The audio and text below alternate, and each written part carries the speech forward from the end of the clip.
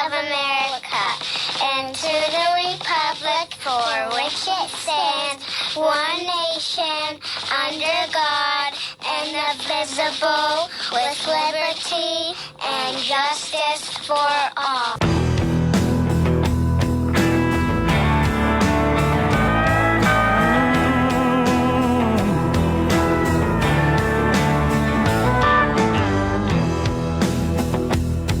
This land of ours is under attack. The time has come, we're gonna take it back. Just wait and see. Don't tread on me. I won't sit back, stand idly by, watch the heart of my nation die. Oh, not me. Don't tread on me. Don't tread on my Bible, don't tread on my guns, don't you tread on my faith in God's only Son. Don't tread on me. Hey everybody, this is John Marietta and I am the Hillbilly. Today's show is being brought to you by Monarch Windows and Doors, Miles' Garage and Tire Center, Mung's Auto Body, Fayette County Recovery Storage and U-Haul. They're the IDF of Fayette County. Give Hubie a call, 724-323-3833. PatriotsOnline.com. Country Motor Sales, Gunslingers in Connersville, Auto Ordnance, Thundering Hill Feed and Supply, The Ink Spot, Tactical Civics, Solid Foundation Ministry, Highline Motorsports, Gun Owners of America, Hillbilly Jon Radio, which is on YouTube, and John Marietta for We the People, and White Mountain Logging. I just got another load of logs in just the other day, and I tell you what, it looks like I'm gonna be all right till spring, but I'll get another load. You're gonna have to help me out, John. You know, I just bought a new sawmill. Yeah, well, so yeah, I had to start playing with that. I'll tell you what, them guys do a great job. I want to start out with this. There's a couple Bible verses I want to start out with today. It's Psalms 121:4 tells us, He neither slumbers or sleeps. Deuteronomy 31:6 tells us to be strong and courageous. Do not be afraid or terrified because of them, for the Lord your God goes with you. He will never leave you nor forsake you. And the last one is Psalms 23 assures us, even though I walk through the valley of the shadow of death, I fear no evil, for you are with me. We was at the Republican meeting last night, and well, hey, let's back up a second. Let's start with what we did today, this afternoon. Yeah. This is pretty important. So I was in because today. so much of what we do seems very negative, but but we did have a great win today. A lady by the name of Winifred Striner, really nice lady, 73 years old lady, lives by herself. She recently lost her homestead, or part of her homestead, in the tax sale. And it was by no fault of her own. She just wasn't notified properly. So there is a procedure to reclaim that property. And her, I guess it would be her nephew, got a hold of us. And she mentioned to me and John that, oh my goodness, she's losing her property. What can we do? And we had some help with Doug Sepik. What a great guy. He helped. He did the legal work. And we interceded on her behalf. And anyhow, the long and short of it was the judge set aside the sale, and the woman got to keep her property. Yeah, and he gave her a week to pay the taxes. Yeah, and when she's ready to, she's ready to go. She was so cute because the judge said, "How long has this been in your family?" And she said, hundreds of years. It was her great grandparents' property. Very sweet, nice religious woman, and she was very real and. It was a good thing. And they asked, why didn't you pay the property? She said, well, I do the same thing all the time on the mountain. Nothing ever changes. Something changed down here. And they didn't get the notice to her. And but anyhow, that all resolved. She got to keep her property because that's something that really bothers me, that people are losing properties. It's a sad story when someone loses a farm. But it's also a good story when someone survives the system. And it was. I will tell you, it was kind of. She was real appreciative too, John, of everybody and everything. I mean, the phone call came. Gino says, "John, I need you to get some deeds for me." So we pulled the deeds, we looked at them, we tried to figure out what was going on, and found out that she wasn't notified properly, and we went from there. And you know what? Everybody makes mistakes. Right. It's just good that this thing worked out the right way. And everyone was real cooperative, the county, the assessment office, and all that. Yeah. And it just worked out, and it was a good day today. So we can start. Yeah, we can do one more thing. So last night, just so the cat's out of the bag, most of you people know me. I'm Gino Gallo from Connellsville. I was a elected Democrat committeeman, but as of yesterday afternoon, I'm a newly registered Republican. And I'm going to explain why a little later, but I did attend the regular Republican meeting that was held last night at the Fayette building with quite a few individuals. John, you were there. Yeah, and what I want to tell everybody is I want to thank everybody that attended that meeting last night. It was cold outside and it gets dark early now, and I tell there was a good football game on, but it was still packed house. You guys, like I said, it was packed. I mean, it was standing room only, and a lot of the folks that support me were there. They were, and I want to thank. I'm not going to use no names and thank anybody personally, but I want to thank everybody that showed up for being there. There was definitely some good questions asked. Pat Stefano was there, and he gave his spill about all the things that he's doing, and we found out that he's on the board for the PUC, and it was asked of him, how come if you're on the board for the PUC, how come you're not helping these ladies out with the Krauss funeral home, Burhan's funeral home in Fayette, down in Dunbar? That needs to be taken care of, and we're working on that. I mean, we were working on that too. A lot of people don't think we do things. Right. They think we just get on the radio. But Pat did, he's acquiesced to trying to do something. It sounded like a little bit. He's trying. I think he's trying to do something, and we're gonna hold. I'm gonna hold him accountable for it. We are. Well, let's hope that he does. The other thing was that Scott Dunn was there last night, and he tried to justify the tax increase. And, John, something that stood out. At that, I'm interjecting. He explained the different reasons things going up and different problems they had. But really, the thing I caught is he very casually mentioned that like a $1 million increase is just going to happen every so often. That's just a standard. I was surprised to hear him just where he casually mentioned that. That this $1 million is just taxes have to just keep going up, and I don't understand why that is. I'm only new to being a Republican, so you'll have to help me with that. Well, I'm trying to help you out with this because one of my favorite presidents was actually Theodore Roosevelt, but the second one was probably Ronald Reagan, and he carried an axe around with him. And he believed in cutting taxes. I mean, wherever he went. And now we have a Republican that's wanting to raise taxes all the time. So I mean, now he may not have meant it. I mean, the way he said it, he might have stumbled, but he actually said it. Yeah. So whether he meant it or not, but and in fact, that's on video. I hope we could. Yeah. Hopefully, we'll get the unredacted video of it in the next few days, and we'll be able to clarify, make sure I got it right. But I'm pretty sure. No, you got it right, John. I heard it very plainly. And the other thing is. The other thing is that he said was that it takes 60% of the revenue from the county collects, the taxes that collect, to pay for the employees, and I believe that. That's probably about right. I mean, $15 million a year, but it seems like a lot of money. I think that the bureaucracy has grown to a point where we need to start trimming the bureaucracy part of it. The county employees. I can't say enough.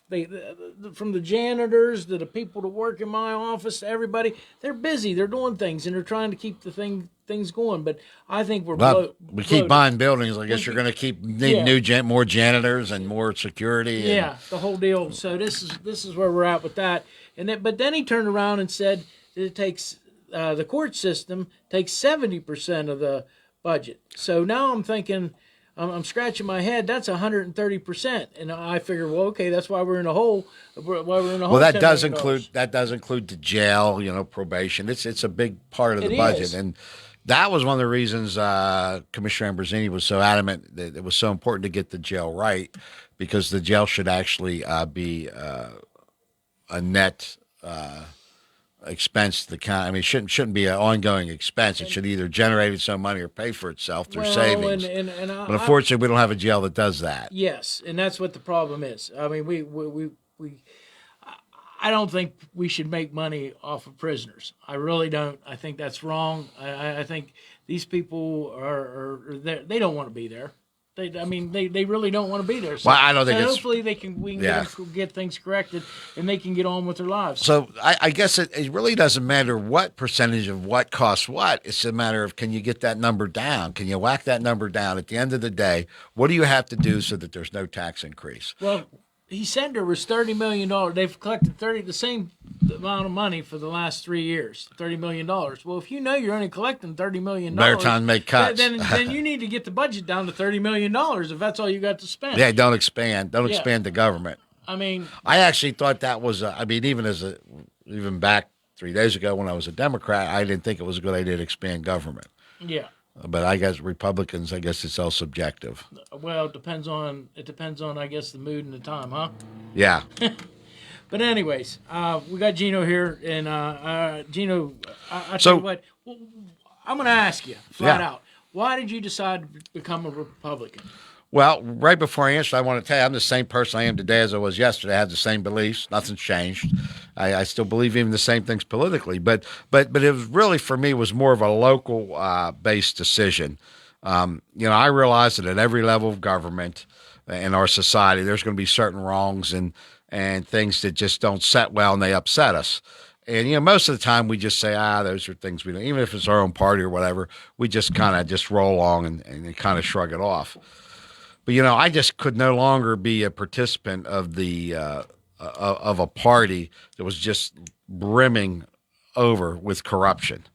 I mean, I'm speaking specifically of the Fayette County Democratic Party. I know now what President Reagan meant when, he made the statement that he never left the Democratic Party. The party left him. Yes. And that's really how I feel. And I know a lot of people, feel that way. And there's probably a lot of Republicans that feel like the party's not representative of what they remember. I mean, these things change. People stay the same. Character stays the same. But just getting back to the local thing, there's things inside the party that I just can't condone without exposing it. I just can't just go on without, calling a red flag to this. This specifically goes back to, the events clear back to 2020. The Democratic Party, has finance reports that were regular to be filed with the Commonwealth following the election through the first quarter of 2019. And it was in 2020 that my friend Christian Sessick and I discovered that a whole year had passed and there was no campaign finance reports that had been filed with the Commonwealth. This is the kind of thing they keep accusing the president of, and of finance violations and that's campaign law violations. And that's frankly what the Fayette County Democratic Party has done over and over and over. I mean, it's very hypocritical. And but anyhow, we saw that was a problem. So we reached out at that time to Huck Rattay, who was the chair. And we didn't want to assume the worst, so we sent a letter out to all the executive committee and at that time, and also a letter to Chairman Rattay and the vice chair, Nikki Tadero, and informing them about the delinquent filings and asking for an explanation. Nikki Tadero just never responded or returned any of our phone calls. But we did eventually get with Huck, and he met with two of the executive committee members who actually wrote the letter. And George explained that he was unaware the state filings were even required, even though he had successfully filed several, under his tenure. But George, and I'm going from notes here because I want to be very precise about what I say, because I'm going to be making some pretty strong allegations.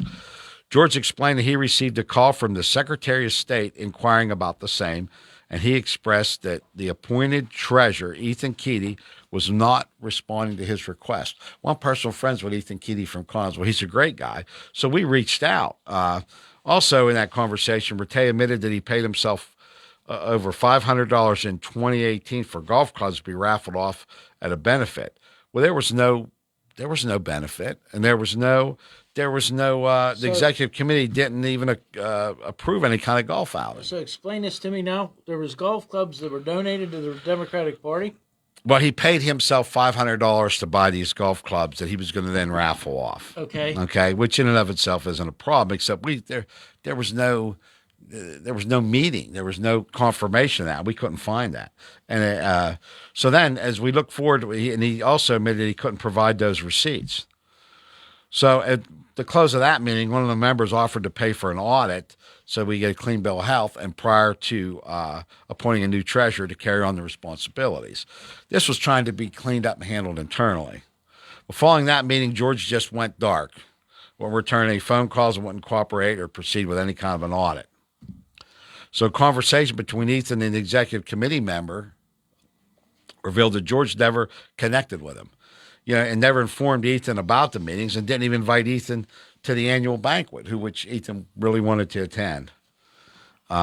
You don't get invited to the Democratic banquet this year either. I don't think. Yeah, probably not. Well, George had full control of the finance of the Democratic Committee without any oversight or a second signature as required by the bylaws. So after several weeks of unreturned phone calls, Christian reached out to other executive committee members and alerted them to the happenings. As per the bylaws, the Democratic Executive Committee is comprised of local officials and statewide candidates, commissioners, row officers, and individuals selected by the chair. So because of that structure, Attorney Richard Bowers, he was a member of the Executive Committee. So for his office to investigate this would have been a conflict. So that didn't go anywhere. So with no response from George, people wanting to clean up the finances and get the party straightened around, went on. And at this point, then 4 members of the executive committee signed a letter in March of 2020 asking the Pennsylvania Democratic Party's assistance with an audit and investigation. Those members were Christian Sessick, Kevin Jones, Adam Sedlock, and former Commissioner Al Ambrosini. I want to point out that 2 of those fellows are now Republicans. All right. So Commissioner Vasides and several Democratic row officers were contacted, but none of them would reprimand George, nor would they sign any letter to send to the Pennsylvania Democratic Party. In December of 2020, the Pennsylvania Democratic Party returned a letter to George detailing the results of their investigation. I have a copy of that letter with me.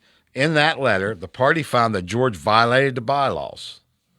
The party made several recommendations. At least 2 signatures going forward on all checks. All checks should be directed out of the county account in order and for when used for disbursement. Just correct record keeping. They also said no cash transactions should be used under any circumstances. And that was actually bolded in the letter. They also wanted all expenditures to be approved by the executive board.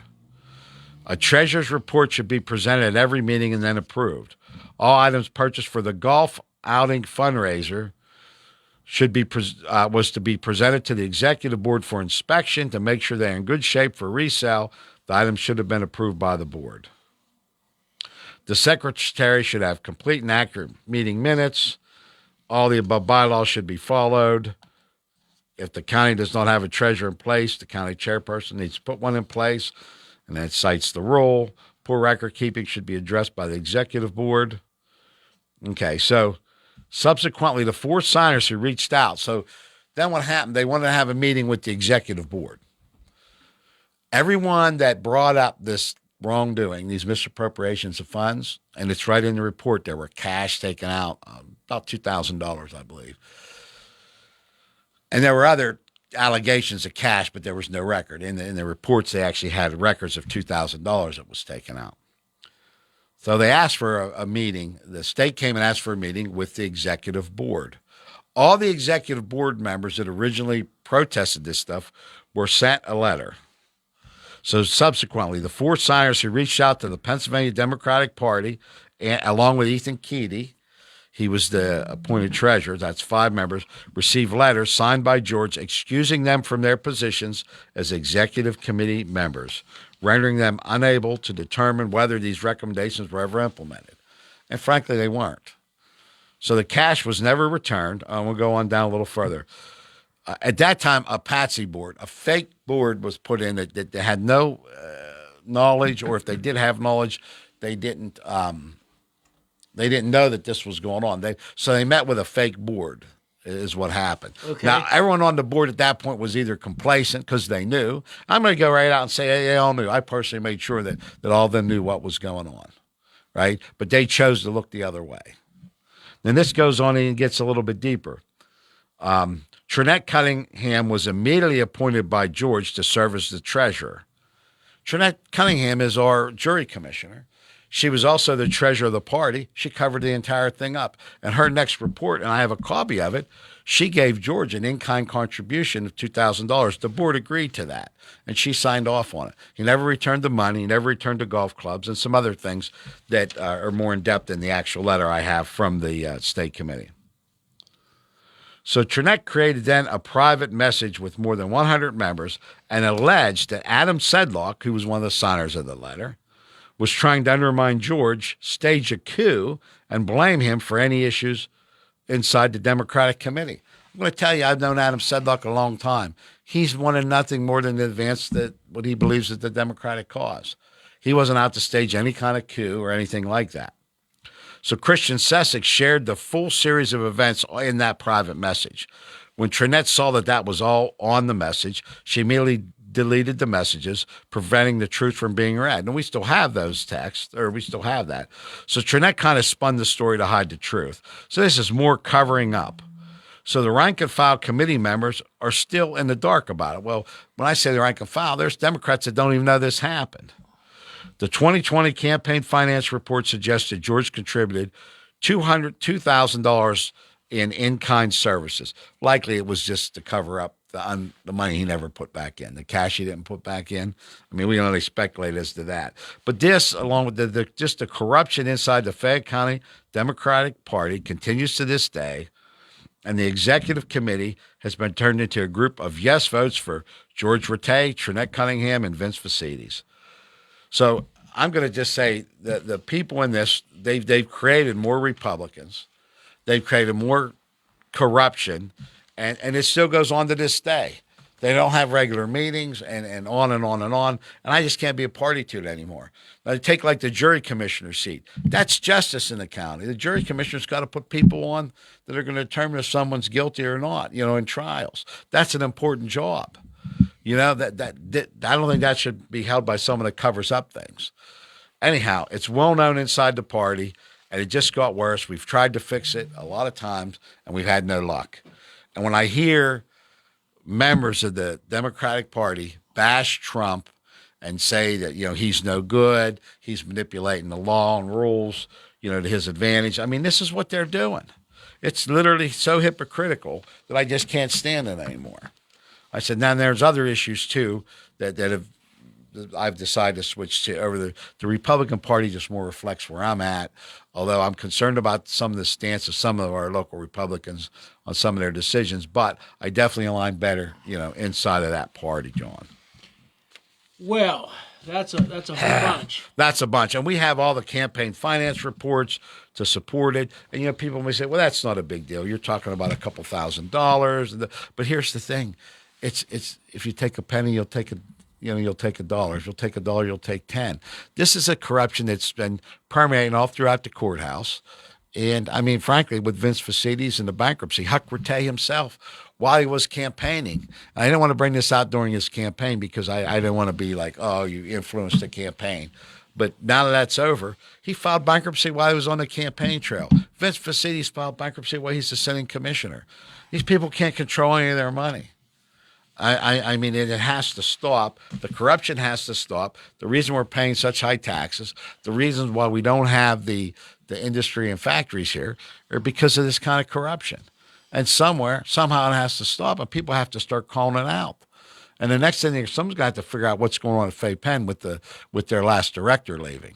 Well, yeah, that's going to... There's another one. People, if you know of a crime, you've got to point it out. You've got to step up. You can't just keep looking the other way and act like you don't see anything. And every one of those Democratic row officers, they know what's happening inside the party, but they all put their head in the sand because they're all, they just want they want to maintain their position at all costs. That has to stop. The Republicans have to take all those row offices, every one of them. And I really hope that an independent or a good Democrat would run outside of the loop for the jury commissioner, because the best thing for Fayette County would actually be to have two very strong parties with good people running, and this same thing on the independent front. We just need honest people. As Americans, it's right's right and wrong's wrong. Wow. Yeah, it's a lot. I know. mean, it is. I mean, it's so much that actually we're going to do another half hour after after the news, but it's just unbelievable. And I didn't know nothing about this. Well, a lot of people didn't. In fact, some of the committee people were great people, like Commissioner Ambrosini. He's a Republican now. They literally they've destroyed what's left of the Democratic Party. And listen, for me, it's just I was born and raised a Democrat.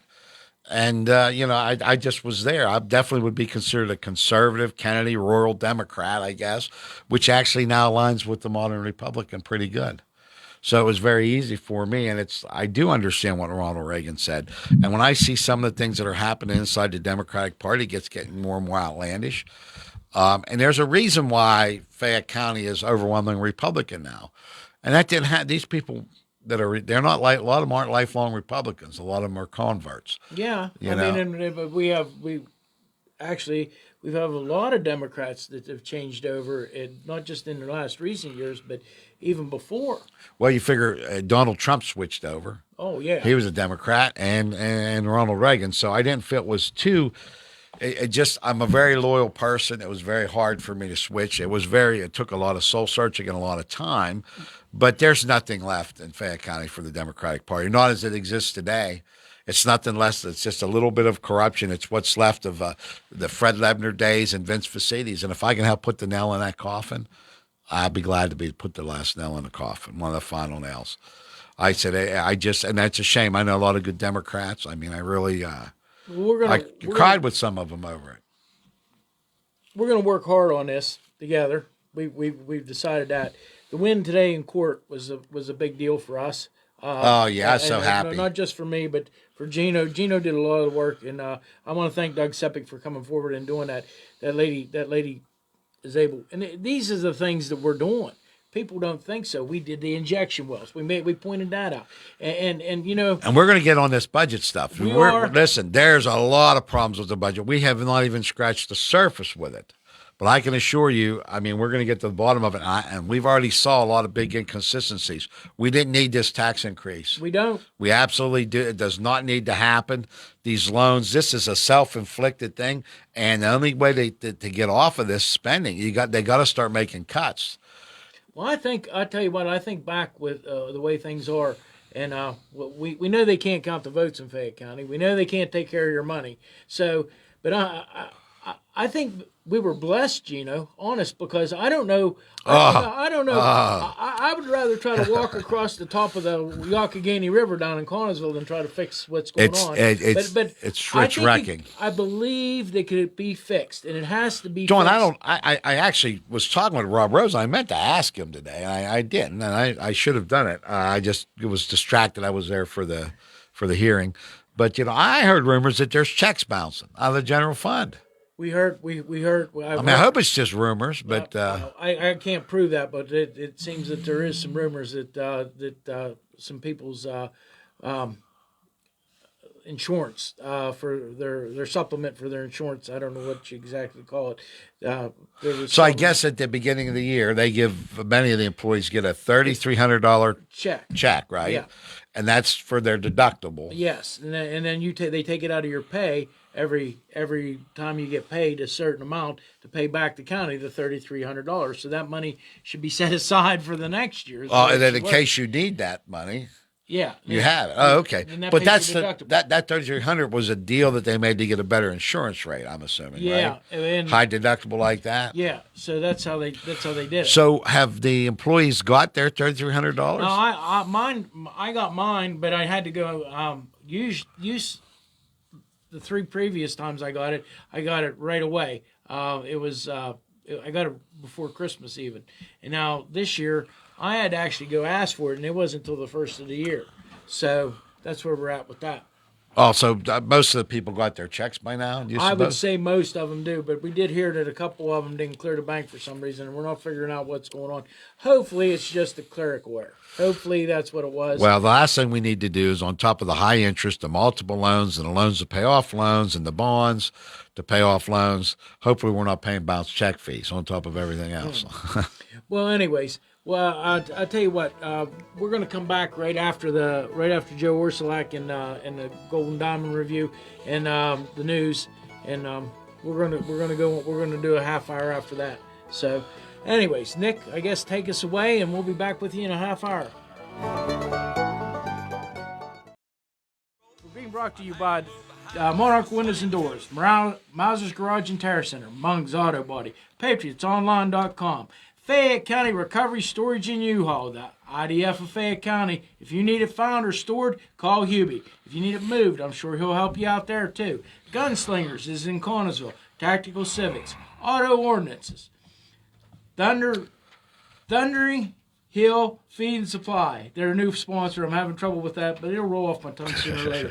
The Ink Spot in South Connellsville, Solid Foundation Ministry, Highline Motorsports, Gun Owners of America, Hillbilly Jon Radio, which is on YouTube, and I can't tell you how many platforms now, and John Marietta for We the People. And like I said in the last hour, I want to thank all the guys. I want to thank Brian from up there at White Mountain Logging. We got another triaxle load of logs, and Gino bought a sawmill, so we're going to find out if we can cut some timber. Yeah, new venture. Yeah. Okay. Hey,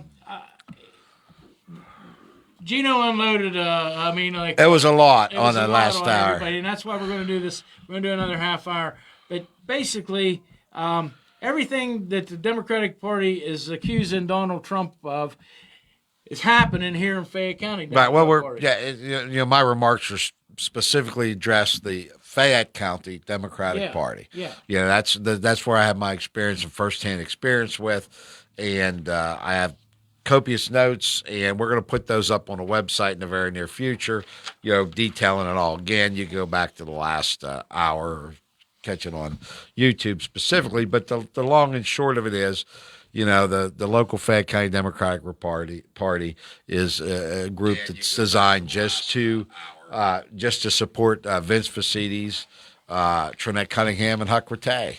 And it's a shame that it's evolved or devolved into that, but that's what it is. And as a result of that, I decided to align myself with the Republican Party, and I made the switch. And I'll tell you what, we're looking at this, and we're going to get a lot of clicks on all this, and it's gonna happen, and it's gonna be on Twitter and all the different venues. But Gino, I'll tell you what, I bet you bring 500 or 600 people with you. Well, not that I'm bringing them; that's that they're being chased away. Exactly. Huck Rattay under his leadership is just really around the local party into the ground in Vince Facilities. People that are good committee people that they want to participate, they get shut out. The corruption is that gets covered up by the few that are on the executive board. It's well known amongst the circles. That's why they can't grow the party. They've lost several prominent Democrats recently. You've got in fact of the RFK. Yeah. Well, locally here, I'm talking about locally, the Democrats that were involved on the executive board. Now, think about this. They're on the executive board of the Democratic Party are now Republicans.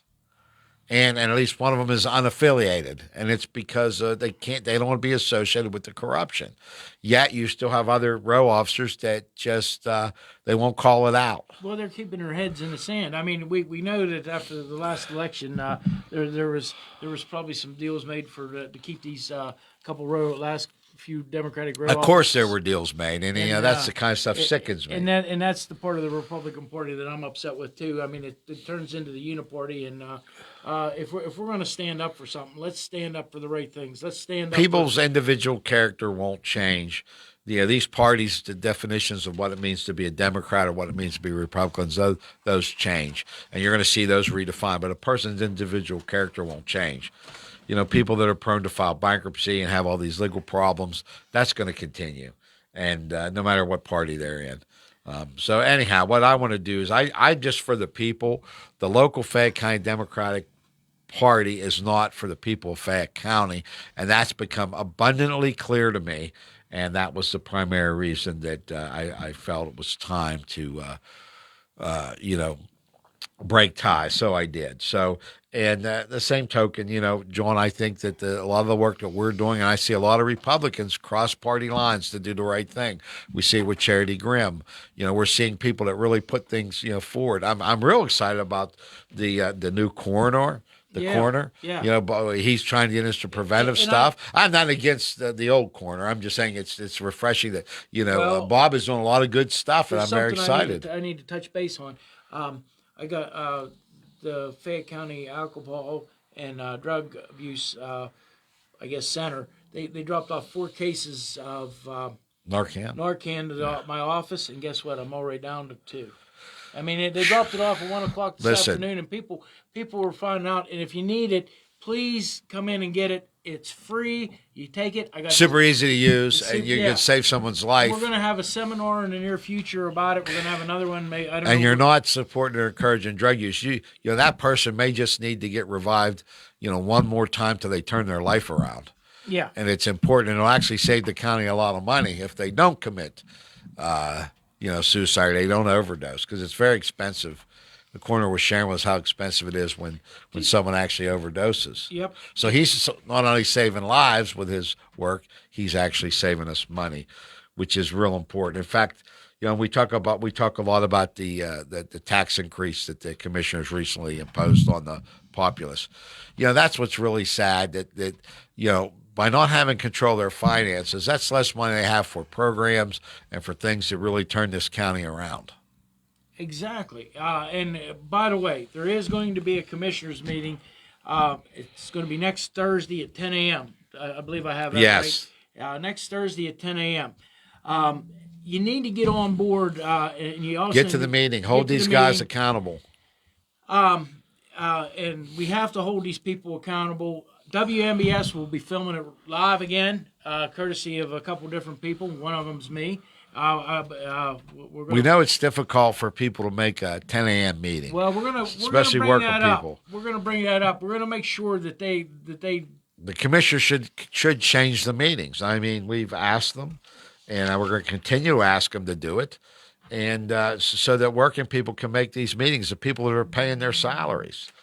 Yeah, and the other thing is there's several school board meetings coming up, and I tell you what. If you're a taxpayer, those are important meetings to be at too. You need to get to these meetings and you need to look up the Uniontown, Connersville. You need to look up Laurel Highlands because guess what? Eventually they're going to get this reassessment. I don't know how the county's going to pay for it, but they're going to. I don't know. Maybe we'll have to, but they're going to get a reassessment, and I really believe that in property taxes, and this is something me and Gino's talked about, and this can show you just how conservative he is. We don't believe in property taxes. So I think what we ought to do... Absolutely not, especially on our seniors. Yeah. I think what we need to do is we ought to try to figure out how to cut property taxes. And if we do it the right way, I think we can cut property taxes. Look, it's absolutely not fair to fund schools with from property tax. It's just not. It needs to be shared by everyone. School funding needs to be shared by everyone across the board, and especially our seniors. My God, at what point are you going to give them a break? Where they can afford their homes. I mean, this is devastating them. It is, and as much as we look at and complain about the county, because there's no reason for this increase the county's having. They could absolutely bring their expenses into line. They're choosing not to. They've developed a framework that's going to create more taxation in the future, not less, and it's really scary. But you have a lot of the schools are a little bit out of control. Some of that, we're going to need some relief at the state level there, and there's no doubt. There's got to be a better way to fund these schools. It's just not fair. And the result, they're not getting good results out of these kids.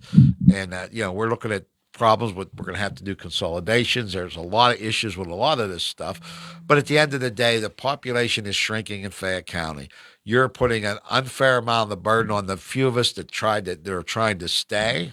that that have that and our seniors that are on fixed income. You're putting it on their backs, and it's just not right. It's not, and it's not going to help the county to grow. Yeah, it's the opposite of what we need. We need jobs. We Right. need a big manufacturer in here, and I don't care what they make. I don't care if they make zippers or I don't care if they make automobiles.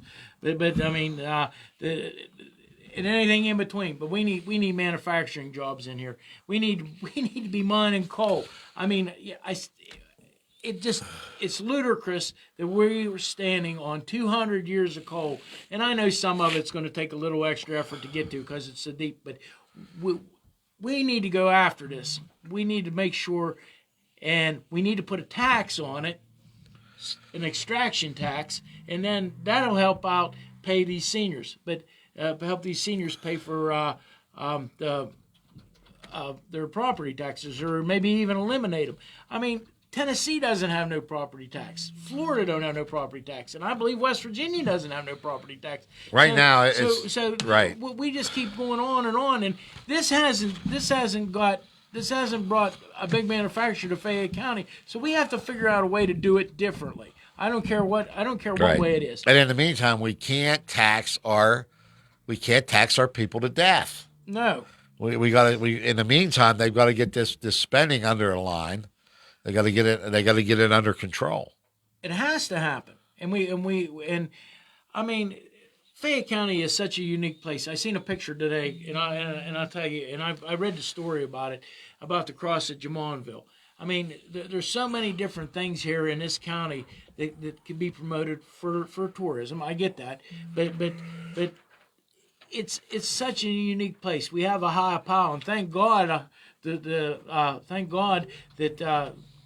that he put a high pile with the falls there, because if the commissioners, it would have ran backwards maybe or something. Oh my! I mean, they would have tried to tax the water that ran over top of it. But anyways, this is where we're at. I mean, just think about it. We can't tax people no more on their properties, so we have to figure out a different way of doing it. And in the meantime, if we can't figure out a way, then we have to make cuts. I mean, I know cuts are hard.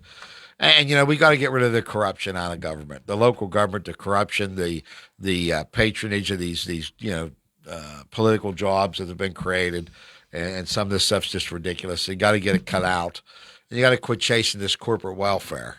I like Nemacolin Woodlands, but you can't give them every tax break under the sun. I mean, they do a lot of good stuff, but they got to pay their fair share. Well, I will tell you and this. These projects going on in Connellsville, these grant-funded projects, they got to pay their fair share. Yeah. And do I have it right that the new restaurant or whatever they're opening up down there by the motel? They got some sort of a grant to open that up, didn't they? Well, I'm not sure about that. How much of that's private money? I do know originally the Redevelopment Authority or the city sold that. They got it with $150,000 in grant money, I believe was from the McKenna Foundation. And then they turned around and they sold it to the mayor's first cousin for $15,000.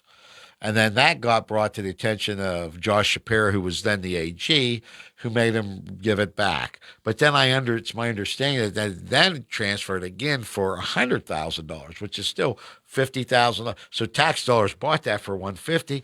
I believe there's a brewery going across the street that's funded by RCAP money, which is like $1 million RCAP grant. So these aren't businesses that are springing up without the help of government help. They're not springing up on their own. And I can tell you, I was involved in the first hotel building. It went bankrupt. So it's been subsidized through the bankruptcy to some extent. And I don't know what kind of money it got through the pandemic. So these aren't tested things that have survived on their own as standalone businesses. So all that's a fallacy when you hear that. Oh, there's investors coming. Sure. Hand out the grant money. You'll have a line of investors. Give out grant money. You watch how quick the line will roll into your community. We got to get away from the grant money, the corporate welfare. It doesn't work. It's killing us because you're putting that tax on our back. When we go borrow money for grants, when the government gives out a grant, guess where that money comes from? They borrow it from China or Japan. Yeah. Right? So now we're borrowing money from China and Japan to give grants on these fantasy projects like the Stinky Bridge thing they were after. So we're going to owe Japan and China more money. You're selling out your kid's future. It doesn't work. people. Oh, just get down to just balance the damn budget, first of all. Get your spending in line, and the rest of it, get your ducks in a row there, and the rest of the stuff will take care of itself. We have a beautiful county. There's opportunities here. Oh, we have a beautiful. We don't have to give away the farm. My God, they built that building. Fay Penn's built a big, huge building up there. I don't know how many thousands of square feet, how many millions of dollars is in an empty building. And that's your tax dollars. That's your tax dollars. No matter how the amount, that's your tax dollars. They can say they got a grant to build it. They got grants to put up solar panels, and then guess where the majority of that income's going to? Japan. We borrowed the money from Japan. Now they're giving them this is insane. It's a shell game, and guess what? You ain't getting none of it. We're just contributing to this. They keep draining us. Our commissioners do not have the balls to call it out. I'm not going to say it's all their fault, but they see what's going on. And then, they're on the inside. They can call it out. Well, they still haven't got the ordinances in place for the solar field, which is atrocious. You saw the people want those ordinances. Those people want, and it's not even they're against solar. They're against certain types of solar, and you got to just be transparent with the people.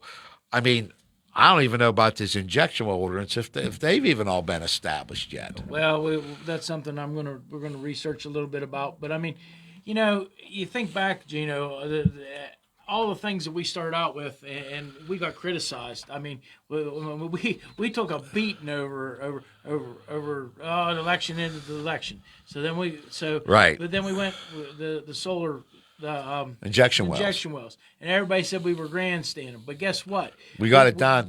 And you know where those injection wells are right now? They're in Punxsutawney. You ought to see the reports of the people that are having problems with those injection wells. And I hate to say, there's going to be health concerns with those people in the future years. I'm glad we kept those out. I mean, and I don't care who gets credit for it. I'm glad we helped. We were part of that. That's right. And because we were the loudest and we were the craziest or whatever you want to say, we went out to Philadelphia. We stopped those wells, and you know what? They just went somewhere where it was easier for them, where they wouldn't have a fight. That's right. And then we reported about closing the Penn State Fayette campus. Guess what? They're on their way. They're downsizing right now. Man, I tell you what. Right now. They said we were make that up. That was real. Our commissioners, and I still haven't heard a big rallying cry from all of our elected officials. The senators, all the way to the commissioners, should be screaming, we need to save Penn State. What can we do? I still haven't heard anything like that. Well, they wanted to bring in another university to put it in the Gallo Bank building, and you got Penn State that's floundering. So I'm thinking like, we need to take a harder look at It's sending a missed message. You're undercutting Penn State, a land-grant university. It's a huge part of this county. I mean, it's a fundamental building block that we need for this county to be successful. That was one of the times Dave Lohr voted no. Yes, that was where Dave kind of started to grow a little bit of a backbone there. Yeah, he voted no. And I really hope that Dave stays on as a commissioner, and I hope he starts to call out these other guys. And, Angela Zimmerlink was not in the majority, but she still was able to swing a lot of she swung a pretty big stick. And, Dave, I would encourage him. And, I'd have to think that there's at least some hope that the Republicans can get together and get some things straightened around. They're from the same party. I know I still don't understand why Dave isn't the chair. He was the biggest vote getter in the county by a very clear margin. Yeah. And it's a shame that Scott Dunn chose to isolate him and align with Vince Facilities. But that was a mistake. Maybe Scott Dunn will break with Vince and get back with Dave Lohr, and they can get something done here. Yeah, this is. I mean, the county. Just put the county first. It's real simple. We're circling the drain, people. We really are. I mean, unless we get something done. I mean, we can't continue to borrow. You're never going to borrow yourself into prosperity. And Scott cannot align with with Vince Facilities and the Democrats of this county. And he has. They're completely corrupt. They've given us nothing but what we have. Rot. That's what we've got. And that party with Huck Rattay, I mean, we're talking about individuals who filed bankruptcies. And we talk about individuals that have a questionable past and they have no success or fruit in their own life. We need someone else. That's why Dave got elected with so many votes. Scott really needs to wake up and get back in line the two Republicans and do what they can to minimize the impact of this budget, they can still turn that tax increase around anytime they want. They can sit down any day. Yeah. And I tell you, we need people at the next meeting and ask that they do just that. And it's going to be 10 o'clock next Thursday morning at the old Galton Bank building, or the refurbished Galton Bank building, whatever you want to call it. Yeah, please, folks, get there. Ask for some accountability on this $9 million.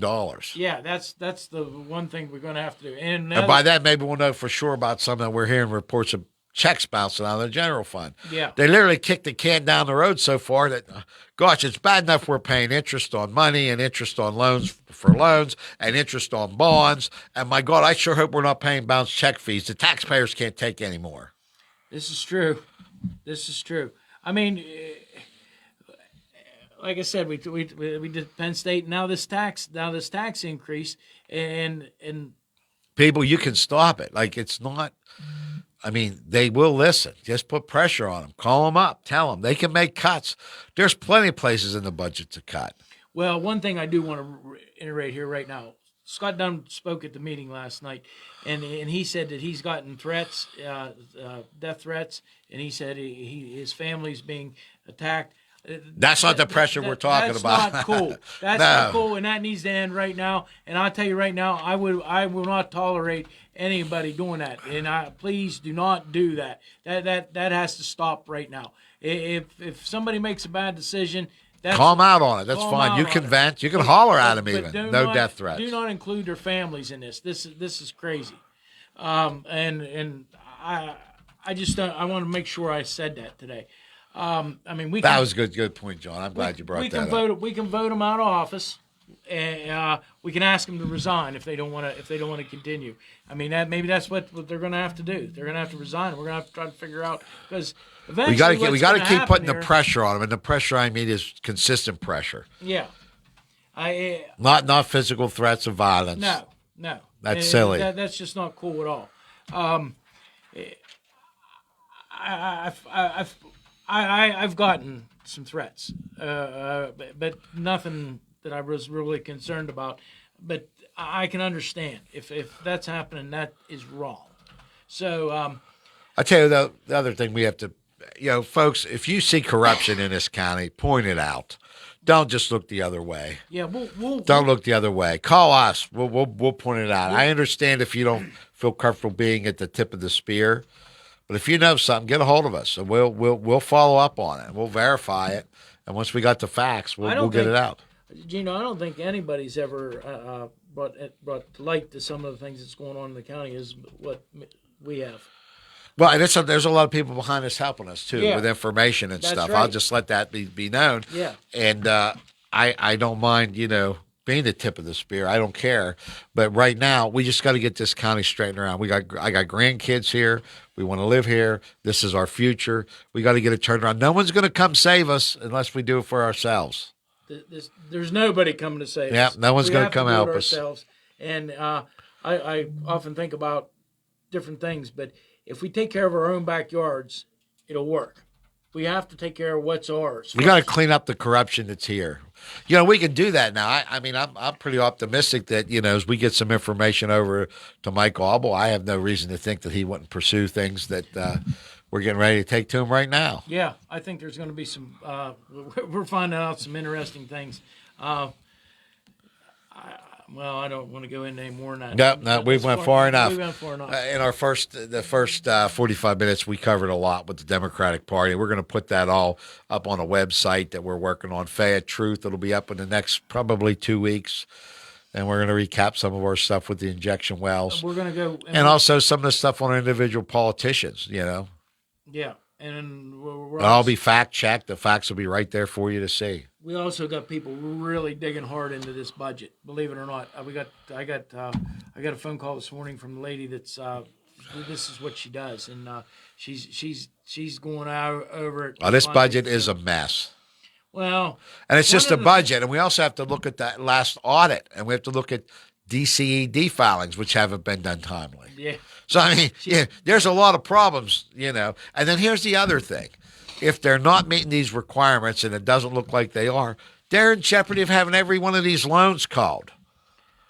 That can't happen. That can't happen. No, they don't have the way to handle it. There's no way to handle that. There's no. I mean, Completely reckless with our spending. Completely reckless with, and you know what? I don't care if these individuals, some of them filed personal bankruptcy. That would be their business, except that they're an elected official and their bad spending and their bad money management is now they're coming for my wallet and your wallet. They're picking our pockets. We've covered a lot of ground today. We really have. I mean, we got a couple minutes left, but in fact, we would have. Please, people, get to the meeting. We need your help. We can't do this by ourselves. We need you to look at things and find out things. Let us know. And if you can come and help and you can put pressure on these commissioners. If you're friends with Scott or Vince, call them up and say, hey, guys, we can't handle these tax increases. Let them know. They can change their mind anytime they want. Yeah, and from what we're looking at, it doesn't look like they were wanting from. I've heard two different numbers. They asked for $15 million. Well, Thank God they didn't get that. We heard $18 million to start with. And then it was $15 million, and it looks like they got 9 or 9.5. That's what it looks like, and that would have been enough to pay off the trans loan, and I don't know what else. We're just going to get another one though. So well, but the biggest thing was, Scott said last night. He said we're going to spend what was it? Almost $400,000 for grant money to subsidize a walking trail around Dunlap Creek. Let's think about this, people. That's a trail that doesn't benefit the whole county. That's not the sheepskin, which they're saying isn't going to cost any tax dollars. The sheepskin's a through trail through the whole county. Dunlap's a wee little trail that's going to benefit a few people right around there. And I'm not against trails, but come on, we're at a deficit. We're going to spend money. That's insane. Well, they're spending money to get grant money. Is what they're doing. Yeah. And so let them. It's a trap. It's a trap. Let them tell you what they want, but somewhere along the way, this doesn't make sense. I mean, we need that 300 or 350 or 385,000, whatever he said last night. We need it in the budget. We need it in the general fund. The thing that scared me the most or concerned me the most about the discussion last night was Scott Dunn just casually said, "This is what you have to do every couple of years. You got to raise them a mill." Yeah. And based on the framework that they've built of buildings, they're going to have to keep, if they're going to put people in these buildings, you're going to have more janitors, you're going to have more heating and cooling and security and on and on. We should be shrinking, not growing. It just amazes. It doesn't amaze me. It's completely. I'm scared for the future for my grandkids. Yeah. I'm scared for the future for me. I'd like to stay here. There was a time where I almost left a couple of times to go down to the Carolinas. And I mean, this is home, and I want to stay here, and I want my grandkids to stay here. But I also don't want them to be stuck in this rut of a county. We've got to get this thing rolling here. Yeah, we do. Anyways, we got about a half a minute, and I'm going to close up with this. Winston Churchill said, "Courage is what it takes to stand up and speak. Courage is also what it takes to sit down and listen." While on this road called life, you have to take the good with the bad. Smile when you're sad. Love what you got and remember what you had. Always forgive, but never forget. Learn from your mistakes, but never regret. People change. Things go wrong. Just remember, the ride goes on. God bless each and every one of you. I'm John Marietta with Gino Gallo. Have a great weekend and stay safe. All right.